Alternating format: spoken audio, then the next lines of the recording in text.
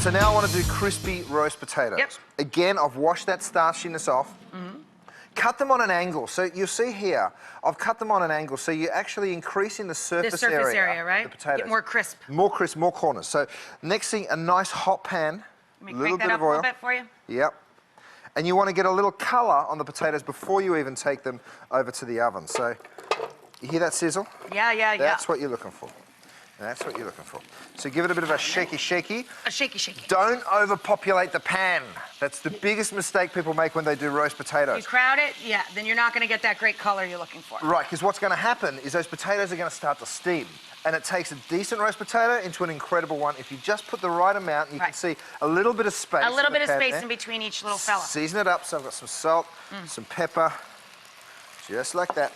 And then just before you pop it in the oven, throw in some garlic, which you can either chop up or you can just crush it just like that, just with your hand. Just so it burns out the skin. Some rosemary, some parsley, some thyme. Whatever herbs you've got in the house or grown in the garden will work just fine. Give it a quick toss, and then you're going to transfer it into a nice hot oven. So just like that. You got one in here? Yep, we sure do. Found it! Oh, they smell fantastic. Look at that. Yum!